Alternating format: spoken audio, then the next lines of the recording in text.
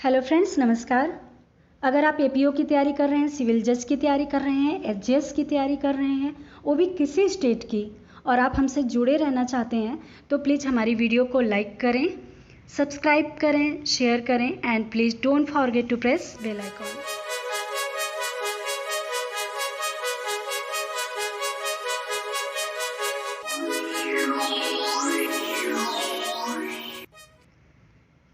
Friends, हम भारतीय साक्ष्य अधिनियम 1872 की धारा 19, 20 और 31 को पहले ही पढ़ चुके हैं और ये जो टॉपिक है 17 से लेकर 39 तक ये एडमिशन से और कन्फेशन से रिलेटेड है।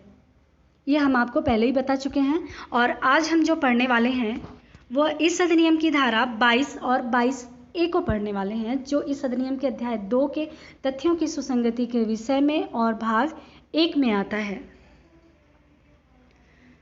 फ्रेंड्स, जब आप धारा 17 पढ़े होंगे तो उसमें पढ़े होंगे कि 2-3 प्रकार की स्वीकृतियों की बात की गई है, जो मौखिक हो सकती है, दस्तावेजी हो सकती है और इलेक्ट्रॉनिक रूप में हो सकती है और उसके कंटेंट्स के बारे में हो सकती है। ठीक है, तो यहाँ पे जो पहली ही लाइन है मौखिक, तो प्रश्न है कि मौखिक स्वीकृति क्या है। फिर दूसरा प्रश्न है कि मौखिक स्वीकृति कब सुसंगत है। लेकिन शुरू करने से पहले कि आप एकदम एनर्जी से भरपूर रहें, अच्छे से पढ़ाई करें, उसके लिए आपके लिए खूबसूरत सी लाइन, राह संघर्ष की जो चलता है वो ही संसार को बदलता है, जिसने रातों से जंग जीती सुबह सूर्य बनकर वही चमकता है। कहने का मतलब फ्रेंड्स, जो अगर मेहनत नहीं करता वह कुछ नहीं पाता है। अगर हमें सक्सेस होना है, सफलता पानी है, तो हमें मेहनत ज़रूर करना है, नहीं तो हम सफल नहीं हो सकते। फ्रेंड्स, यहाँ पे एक बात और मैं बताना चाहूँगी कि जिसके अंदर जीवंतता है वही संघर्ष कर सकता है और जिसके अंदर जीवंतता नहीं है वह संघर्ष नहीं कर सकता। और प्लीज़ आप सोचिए कि ये जीवंतता क्या है। इसी के साथ हम आगे बढ़ते हैं, देखते हैं धारा 22। धारा 22 में सबसे पहले हम बेयर एक्ट को देखेंगे कि बेयर एक्ट में क्या लिखा हुआ है। दस्तावेजों की अंतर्वस्त्र के बारे में मौखिक स्वीकृतियां कब सुसंगत होती हैं। मौखिक स्वीकृतियां मतलब ऐसी स्वीकृति जो हम केवल अपने मुंह से उसको स्वीकार करते हों, केवल मौखिक रूप से।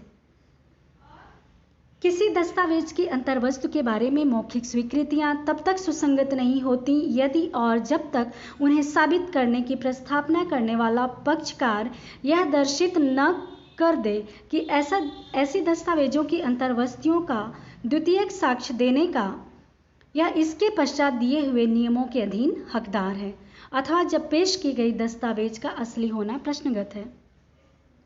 तो यहाँ पे ये बताया गया है कि मौखिक स्वीकृति कब सुसंगत है। तब सुसंगत है जबकि उन्हें देने वाला और साबित करने वाला पक्षकार यह दर्शित करता है, यह बताता है कि वह सेकेंडरी एविडेंस दे सकता है, केवल उसी आधार पे वो मौखिक स्वीकृति दे सकता है, अदरवाइज नहीं। और दूसरी स्थिति क्या है, जब पेश की गई दस्तावेज का असली होना प्रश्नगत है और जब डॉक्यूमेंट पेश किए जाते हैं और उसके बारे में यह सवाल उठता है कि क्या वह असली है या कि फिर नकली है, तब वो क्या करता है, मौखिक स्वीकृति दे सकता है।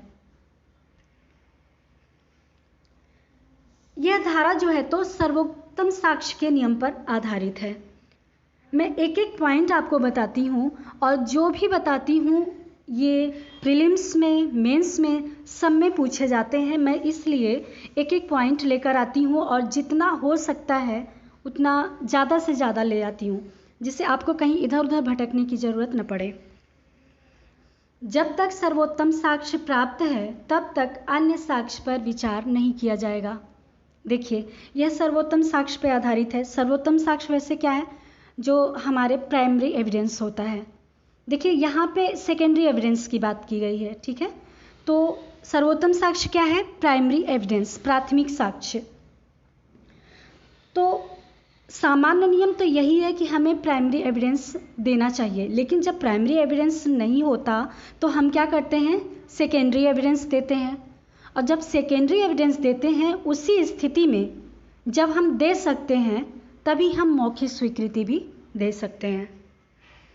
सामान्य सिद्धांत ये है कि दस्तावेज को प्राथमिक साक्ष्य से ही साबित किया जाना चाहिए, वो मैंने अभी अभी बताया आपको। द्वितीयक साक्ष्य केवल धारा 65 और 66 में बताई गई परिस्थितियों में ही दिया जा सकता है, और जो सेकेंडरी एविडेंस है इस अधिनियम के 65 और 66 में बताई गई कुछ परिस्थितियां हैं, विशेष परिस्थितियां हैं, उन्हीं के अंतर्गत हम दे सकते हैं, अदरवाइज नहीं। और धारा 22 का मौखिक साक्ष्य तभी दिया जा सकता है जब धारा 65 का कोई आधार विद्यमान हो।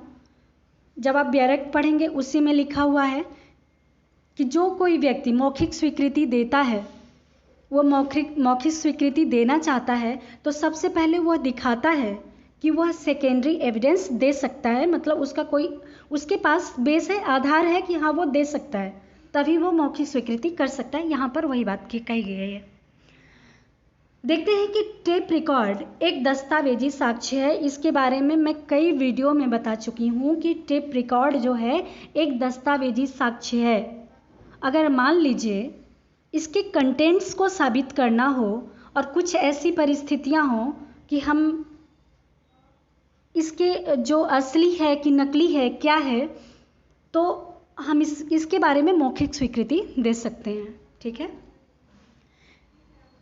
बहुत ही इम्पॉर्टेंट केस है। केस का नाम है राम सिंह बनाम colonel Ram Singh, 1986 supreme court में कुछ शर्तें प्रतिपादित की गई। देखते हैं कि कुछ शर्तें क्या हैं। जैसे कि व्यक्ति की आवाज़ की पहचान अभिलेखकर्ता या उसकी आवाज़ से परिचित अन्य व्यक्तियों द्वारा अवश्य की जानी चाहिए। मतलब जो टेप रिकॉर्ड में बातें कही जाती हैं उसकी परिचित व्यक्ति से पहचान करवाना ज़रूरी होता है। क्या ये जो टेप रिकॉर्ड में बोली गई आवाज़ है वो उसी पर्टिकुलर व्यक्ति की है। दूसरा है टेप अभिलेख की शुद्धता। अभिलेखकर्ता द्वारा प्रत्यक्ष या परिस्थितिजनक साक्ष्य के माध्यम से संतोषजनक ढंग से साबित की जानी चाहिए। टेप अभिलेख के किसी भाग में गड़बड़ी की प्रत्येक संभावना का अपवर्जन होना आवश्यक है। कथन साक्ष्य अधिनियम के नियमों के अनुसार सुसंगत होना चाहिए। टेप किए गए साक्ष्य को सावधानी पूर्वक सुरक्षित या सरकारी अभिरक्षा में रखा जाना चाहिए। ठीक है, तो ये कुछ शर्तें हैं जिन्हें हम बता दे रहे हैं कि आपके जानकारी में रहे ये बात। फिर देखते हैं कि धारा 22A कब इलेक्ट्रॉनिक अभिलेख अंतर वस्तुओं से संबंधित मौखिक स्वीकृति सुसंगत है। आपने उसमें पढ़ा होगा धारा 17 में मौखिक, दस्तावेजी और इलेक्ट्रॉनिक अभिलेख। यहाँ पे उसी की बात हो रही है कि जब इलेक्ट्रॉनिक अभिलेख, जब उसके कंटेंट्स के बारे में साक्ष्य देना हो, वो भी मौखिक साक्ष्य, तो वो कब सुसंगत होता है। कुल मिला के 22 और 22 से एक ही तरह की धाराएं हैं, बस इसमें इलेक्ट्रॉनिक अभिलेख की बात की गई है और उसमें केवल दस्तावेज की बात की गई है, बाकी सारी बातें वही हैं।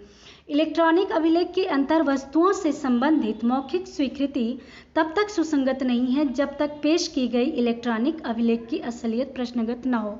मतलब जब हम कोई एविडेंस इलेक्ट्रॉनिक अभिलेख में देते हैं और जब यह प्रश्न हो जाता है कि ये जो इलेक्ट्रॉनिक अभिलेख दिया जा रहा है वो असली है या नकली, तब हम यहाँ पे मौखिक स्वीकृति दे सकते हैं।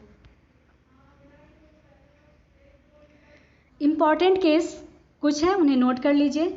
यूसुफ अली बनाम महाराष्ट्र राज्य 1968 सुप्रीम कोर्ट, RM मलकानी बनाम महाराष्ट्र राज्य 1973 सुप्रीम कोर्ट।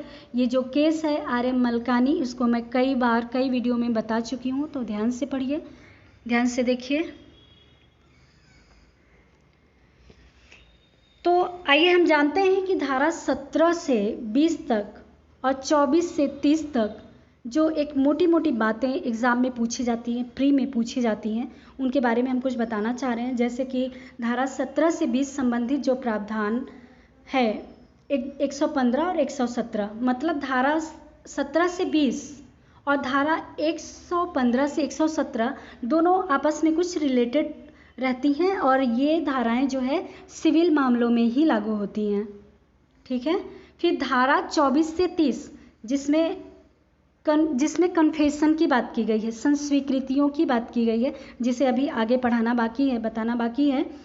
तो और इससे संबंधित प्रावधान क्या है? धारा 32 जो डाइंग डिक्लेरेशन से रिलेटेड है, और अभियुक्त के सील से भी संबंधित है, धारा 53 और 55, 53 से 55 और 55 नहीं, 53 से 55, और धारा 120 ये केवल आपराधिक मामलों में ही लागू होती हैं। इन्हें आप अच्छी तरह से नोट कर लीजिए, पढ़ लीजिए, बहुत ही पूछे जाते हैं एग्जाम में ये। दोनों मामलों में साक्ष्य एक तरह से दिए जाते हैं, लेकिन थोड़ा अंतर है दोनों मामलों में, मतलब सिविल मामलों में और आपराधिक मामलों में साक्ष्य एक ही तरह से दिए जाते हैं, लेकिन थोड़ा सा अंतर है कि सिविल मामलों में साक्ष्य के नियमों को पक्षकारों की अनुमति से शिथिल किया जा सकता है, मतलब इतना गंभीर नहीं बनाया गया है सिविल मामलों में एविडेंस को लेकर। और आपराधिक मामलों में क्या होता है कि साक्ष्य के नियमों को पक्षकारों की अनुमति से या न्यायालय के आदेश से शिथिल नहीं किया जा सकता है। ठीक है, आई होप आपको ये वीडियो ज़रूर पसंद आई होगी, और जो भी प्रॉब्लम हो तो प्लीज़ हमें नीचे कमेंट बॉक्स में ज़रूर करके बताएं। Thank you.